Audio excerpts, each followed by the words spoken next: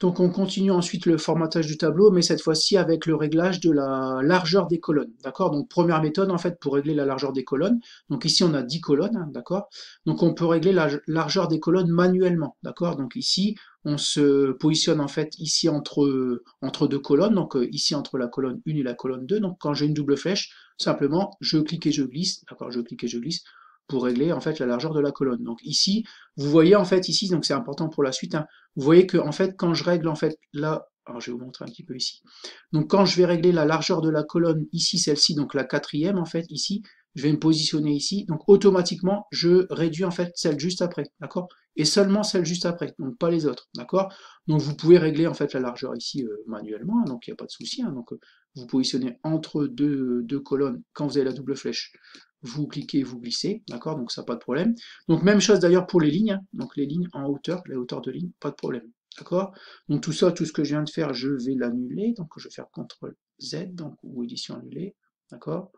Donc je reviens au départ. Voilà. Donc là, je dois pas être mal. Donc là, c'est bon. D'accord? Donc première méthode, méthode manuelle. Ensuite, donc ici avec la double flèche. Hein, d'accord? Donc ensuite, deuxième méthode ici. Donc on va cliquer ici, bouton de droite, propriété du tableau. Donc on a bien dit en fait un alignement centré, donc largeur 18, donc comme on a en fait un espace de 19 cm ici, qu'on centre en fait, et qu'on a largeur 18, donc on a bien 0,5 à droite et à gauche, donc 18, 18 et demi, 19, d'accord?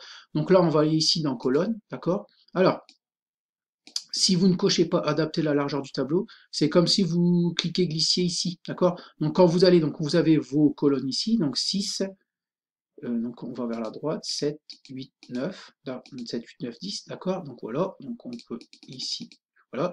Donc quand vous allez modifier en fait, donc si vous ne cochez pas ça, adapter la largeur du tableau, en fait c'est les largeurs de colonnes qui vont se modifier, d'accord? Mais pas la largeur du tableau, d'accord? Donc par exemple, quand je vais augmenter, c'est comme quand je le faisais manuellement, je vais augmenter celle-là ici, donc c'est celle-ci qui va diminuer. Donc si j'augmente la première colonne, ici automatiquement celle-là elle diminue.